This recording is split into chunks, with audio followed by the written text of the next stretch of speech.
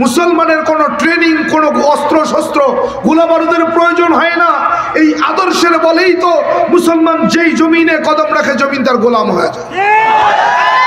এই আদর্শের বলেই তো মুসলমান যেই শহরে পা রাখে সেই শহর তার গোলাম হয়ে যায়।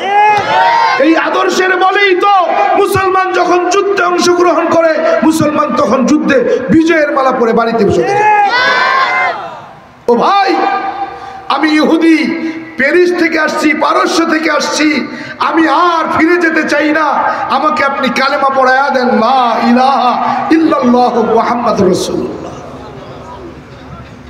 হাজিরিন, বাবা কয়, বাবা এটা কেবল কিতাবেই মানায়, বাস্তবে নয়। কথা কয় না, এটা কেবল কিতাবেই মানায়, বাস্তবে নয়। বাস্তব আমি ইসলাম গ্রহণের পরে মাঝে মাঝে এমন কিছু দেখি, এমন কিছু কাজ দেখি মুসলমানদের করতে। মুসলমানরা এমন কিছু কাজ করে যেই কাজগুলো দেখলে বাবার কথা মনে পড়ে যায়। বাবা বলেছিলেন, তুমি যেই আদর্শ বইয়ের মধ্যে পড়েছো সেই আদর্শ মুসলমানের ভিতরে নাই। কথা বলেন, কথা বলেন। ও মুসলমান, বাংলাদেশে ৯৯ জন মতো মুসলমান বসবাস করি। বাংলাদেশের মুসলমান যদি হুঙ্কার দেয় তো বেঈমান আর নাস্তিকরা পালানোর রাস্তা খুঁজে পাবে না। কিন্তু দুঃখ ও পরিতাপের বিষয়, মুসলমান হুঙ্কার দেয় বিড়ালের মতো, মিউ মিউ করে।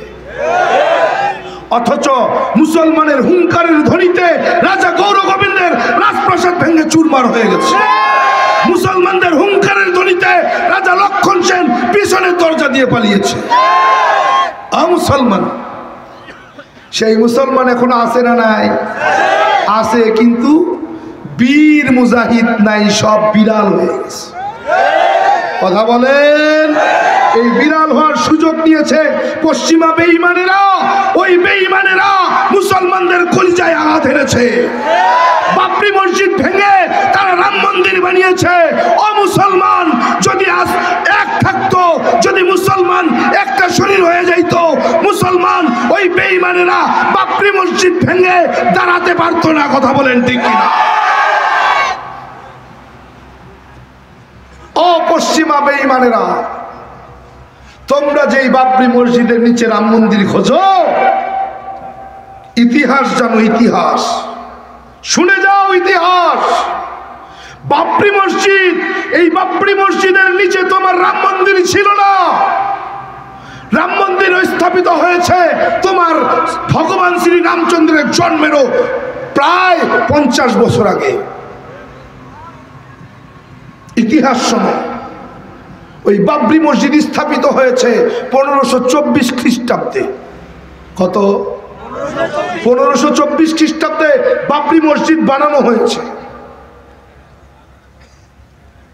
আর রামচন্দ্রের নামের কিতাব রামায়ণ লেখা হয়েছে 1570 খ্রিস্টাব্দে। কত? বাবরি মসজিদ আগে না রামচন্দ্র আগে? রামচন্দ্র জন্মই হয় নাই, রামায়ণ লেখা হয়েছে। বাল্মীকি মুনি লিখেছে রামায়ণ, এখনো রামচন্দ্রের জন্ম হয় নাই, ভগবানের জন্ম হয় নাই, তার আগে লিখেছে রামায়ণ। রামায়ণ লেখার পরে ভগবানের জন্ম হলো। এবার বলেন তো, বাবরি মসজিদ আগে না রাম মন্দির আগে? বাবরি মসজিদ ভেঙে তোমরা শুধু মুসলমানের কলিজায় আঘাত হানো নাই, আমার রব্বে কারিমের দরবারে তোমরা আঘাত এনেছো। এই খুব বেশি দূরে নয়, তোমাদের ধ্বংস খুব বেশি দূরে নয়, অতি নিকটে, খুব শীঘ্রই তোমাদের ধ্বংস আসবে ইনশাআল্লাহ। কারণ পৃথিবীর জমিনে এমন কোন শক্তি তৈরি হয় নাই যেখানে ইসলামকে আঘাত করবে আর ইসলামকে আঘাত করার পরে জমিনে দাঁড়িয়ে থাকবে। খুব তাড়াতাড়ি তোমার ধ্বংস তোমাকে ডাকছে, তোমার ধ্বংস তোমাকে ডাকছে। মুসলমানের কলিজায় আঘাত এনে তুমি ভেবেছো তুমি জয় লাভ করেছো, না না, তুমি ক্ষতিগ্রস্ত হয়েছো। ও বেঈমানেরা, তুমি যেই কাজ করেছো, তুমি যেই মুসলমানের কলিজায় আঘাত এনেছো, মুসলমানরা চাইলে বাংলাদেশের সব মন্দিরগুলো ভেঙে মসজিদ বানাতে পারত। কিন্তু মুসলমান তো অসাম্প্রদায়িক জাতি নয়, মুসলমান তো সাম্প্রদায়িক জাতি, মুসলমান তো সাম্প্রদায়িক জাতির নাম, মুসলমান তো আদর্শওয়ালা জাতির নাম। এজন্য বাংলাদেশের মুসলমান তোমার মন্দিরে আঘাত হানেনি, বরং রবের কাছে প্রার্থনা করেছে, ও আমার রব, এ সমস্ত জুলুম থেকে ইসলামকে রক্ষা করো। কথা বলেন ঠিক কিনা? উপস্থিতি, দুঃখের সাথে বলি, দুঃখের সাথে বলি, যারা আজকে দিন ছেড়ে, বাপদাদার ধর্ম ছেড়ে ইসলাম গ্রহণ করছে, তাদের ইমানের মজবুতি আর তোমার ইমানের মজবুতি কোথায়? আসমান আর জমিনের ব্যবধান। কথা বলেন।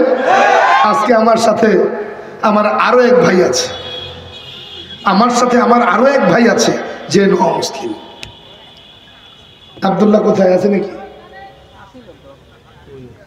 আব্দুল্লাহ মাঝখানটা কেন? এদিকে আসো ভাই, আমার কাছে আসো। দেখে কি মনে হয় পূর্বে সে অমুসলিম ছিল? ইমানের মজবুতি জানেন? ইমানের মজবুতি জানেন? ইমান কত পাক্কা, কত মজবুত। ঢাকার থেকে এসেছে শুধু আমার ভালোবাসার টানে, আমার সাথে একটু দেখা করবে, দেখা হয়নি কোনোদিন, আমার সাথে দেখা করার টানে ঢাকার থেকে এসেছে। আর আপনি তো এখান থেকে এখানে এসে বসতে পারলেন না, আফসোস,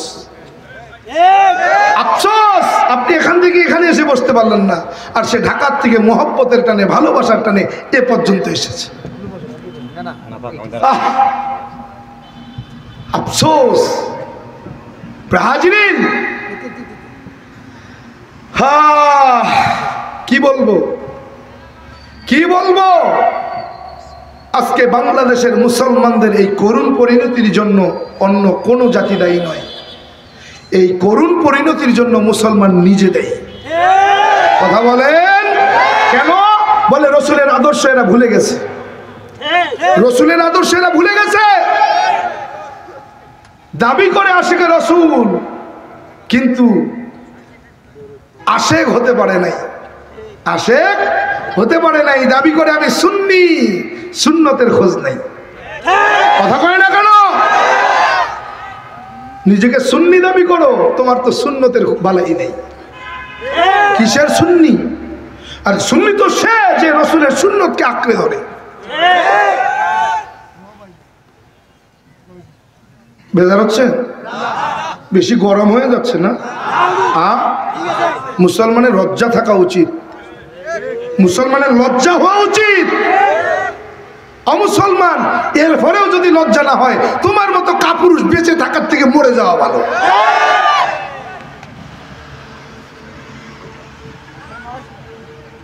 আমরা নাকি অসাম্প্রদায়িক, মুসলমান অসাম্প্রদায়িক এক জাতি। হিন্দুরা দাদারা বলে, কথা কয় না কেন? ঠিক কি না? আমরা কি সাম্প্রদায়িক? এই যে বক্তব্য দিয়েছি, এই বক্তব্যটা যদি তাদের কানে যায়, দাদা বাবুদের কানে যায়, ঊর্ধ্বতন কর্তৃপক্ষের কাছে যায়, বলবে আব্দুর রহমান জামি সাম্প্রদায়িক সম্প্রীতি নষ্ট করেছে। ঠিক কিনা? এই কথাগুলো যদি সাম্প্রদায়িক সম্প্রীতি নষ্ট করে থাকে, তো হাজারবার সাম্প্রদায়িক সম্প্রীতি নষ্ট করতে প্রস্তুত আছি। এরপরে যদি জেলে যেতে হয় প্রস্তুত আছি, ফাঁসিতে ঝুলতেও রাজি আছি। সাম্প্রদায়িক সম্প্রীতি মুসলমান নষ্ট করে নাই, যদি নষ্ট করে থাকে আগে তারা করেছে। কারণ মুসলমান যদি সাম্প্রদায়িক দাঙ্গা চাইতো, সাম্প্রদায়িক সম্প্রীতি নষ্ট করত, ও বেঈমানেরা বাংলার জমিনে কোনো মন্দির থাকতো না। কি ভুল বললাম? আফসোস, আফসোস। বাংলাদেশে আমরা চারটা জাতি বসবাস করি, মুসলমান, হিন্দু, বৌদ্ধ, খ্রিস্টান। ঠিক কিনা? হ্যাঁ, কয়টা জাতি আছে বাংলাদেশে? চারটা, মুসলমান, হিন্দু, বৌদ্ধ, খ্রিস্টান। এই চার জাতির মানুষ আমরা বাংলাদেশে বসবাস করি। আমরা নাকি মুসলমানরা সাম্প্রদায়িক সম্প্রীতি নষ্ট করেছি। ও বেঈমানেরা শোনো, যদি সাম্প্রদায়িক সম্প্রীতি নষ্ট করে থাকে, সর্বপ্রথম তোমরা করেছো। কেন? বাংলাদেশে 4 জাতি থাকা সত্ত্বেও তোমরা হিন্দু, বৌদ্ধ আর খ্রিস্টান ঐক্য পরিষদ করলে কেন? মুসলমানকে বাদ দিয়েছো কেন? মুসলমানের দেশে থেকে তুমি হিন্দু, বৌদ্ধ, খ্রিস্টান ঐক্য পরিষদ গঠন করলে, মুসলমানকে কেন বাদ দিলে? তার মানে সর্বপ্রথম সাম্প্রদায়িক সম্প্রীতি তো তুমিই নষ্ট করেছো। যদি তা না হতো, মুসলমান, হিন্দু, বৌদ্ধ, খ্রিস্টান ঐক্য পরিষদ করতে, বুঝতাম তোমার মধ্যে অসাম্প্রদায়িকতা ছিল না। কিন্তু তুমি যখন মুসলমানকে আলাদা করে দিয়েছো, তখন তুমি নিজে আগে সাম্প্রদায়িক সম্প্রীতি নষ্ট করেছো। কথা বলেন, সত্য না মিথ্যা? সত্য না মিথ্যা?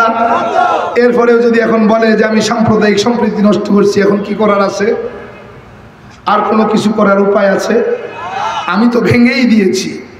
যদি সাম্প্রদায়িক সম্প্রীতি নষ্ট করতো, বাংলাদেশে একটা মন্দিরও থাকতো না। তুমি আমার কলিজায় আঘাত এনে বাবরি মসজিদ ভেঙেছ, মুসলমানের কলিজায় রক্ত খননের কারণে, মাথা ঠিক না থাকার কারণে, সেন্স হারিয়ে ফেলার কারণে বাংলাদেশে সব মন্দির ভেঙে মসজিদ বানায় ফেলে। মুসলমান কিন্তু তা করেনি। মুসলমান কিন্তু তা করেনি, কারণ মুসলমান জানে ইসলাম এমন একটা জীবন বিধান যে ইসলামের ছায়া তলে আসবে, এর থেকে শান্তি আর পৃথিবীর কোথাও পাবে না। এজন্যই তো বাংলাদেশে তোমার মূর্তির পূজার সময় মুসলমানরা পাহারা দেয় যেন কেউ ভেঙে না ফেলে, বরং তুমি নিজে নিজে ভেঙে মুসলমানদের উপরে চাপিয়ে দাও।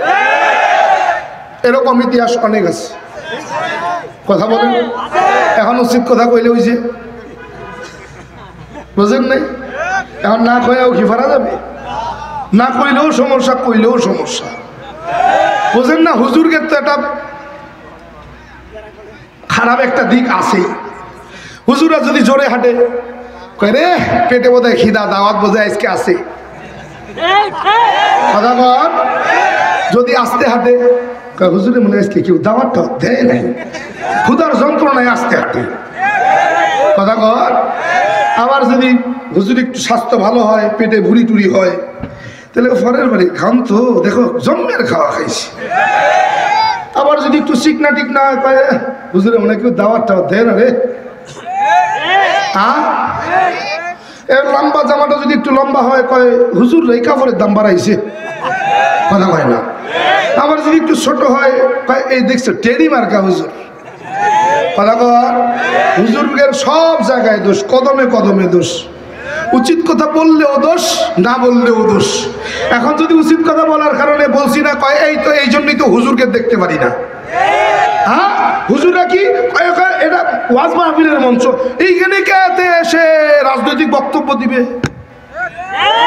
এটা নিয়ে রাজনৈতিক বক্তব্য হয়ে গেছে। হ্যাঁ, কি ওই সমস্ত চামচা যারা আছে, কথা কয় না, দাদা বাবুদের চামচা আছে না বাংলাদেশে? আছে না নাই? দাদা বাবুদের চামচারা কবে এই হুজুরগের এই রাজনীতি করতে কইছে কে নাই? হ্যাঁ, এরা কি রাজনৈতিক বক্তব্য দেওয়ার জন্য আনছিনি? কি কবে না চামচারা? আবার যদি উচিত কথা না কই, তাহলে যারা আছে এরা কবে এই গোল আলু মার্কা হুজুর নিয়ে এসে করতে। হ্যাঁ, তাহলে যাবো কই? যাবোটা কই? কোন যাওয়ার কোনো জায়গা আছে? হ্যাঁ, আহা আফসোস, আফসোস। হাজিরিন, লম্বা আলোচনা হবে না। আসছি যখন খুব অল্প সময়, একেবারেই অল্প সময়, আপনাদের কাছ থেকে দোয়া নেওয়ার জন্য বসছি, নাইলে মোনাজাত করে দিতাম। তো দোয়া নেব এতটুকু উদ্দেশ্য নিয়ে অল্প কিছু সময়, 15-20 মিনিট। যদি আবার কোনো সময় আসি, ওই যে শর্ত লাগাইছি, জীবনী শোনার শখ অনেকেরই আছে। হ্যাঁ, ঠাকুরগাঁয়ের প্রসিদ্ধ ব্রাহ্মণ পরিবারে জন্ম আমার। 12 মাসে 13 বোঝা 33 কোটি দেবদেবী, তুলসীর গাছের তলায় আরো 64 কোটি ভগবান। আমি সংস্কৃত ভাষার উপরে পাণ্ডিত্য নিয়ে, ডিগ্রি নিয়ে, ডক্টরেট কইরা বেদ পুরাণ রামায়ণ মহাভারত জেন্দাবেস্তা স্মৃতি শ্রুতি মনুসংহিতা শ্রীমৎ ভাগবত গীতা রাজভোগ কালীভোগ ছাড়া অসংখ্য কিতাবাদি গবেষণা কইরা 44,441 খানা মন্ত্র পড়া দেখলাম। এর ভিতরে 30,000 মন্ত্র শুধু মুসলমানের গুণগান। কত হাজার?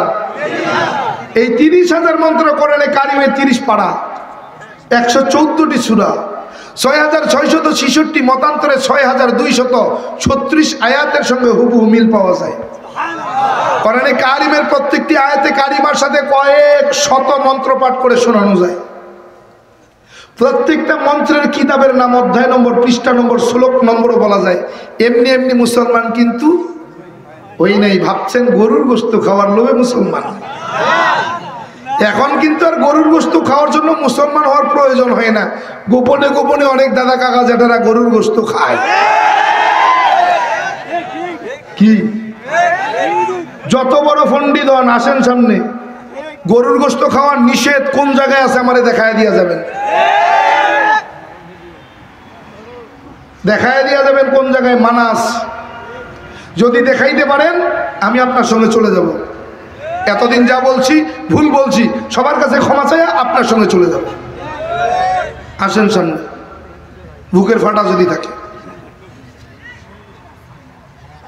আহা হা, কয় মায়ের চাইতেও তো গাই দামি। বলে কেন? মায়ের চাইতেও বড় ভাবে তারা। হ্যাঁ, কেন? শর্ত কি? কয় মায়ের বুকের দুধ তো সন্তান 2 বছর খায়, এরপরে আর খাইতে পারে না। কিন্তু গাভীর দুধ তো মৃত্যু পর্যন্ত খায়। তাহলে মায়ের চাইতে দামি গরু। এই জন্য তারা গরুরে মা ভাবে। এই মা, গো মাংস হলো মায়ের অংশ, এই জন্য তারা গরুর গোশত খায় না। তাহলে গরু গাভী যদি মা হয়, তাহলে আইরে যেটা এটা বাপ। কথা কয় না।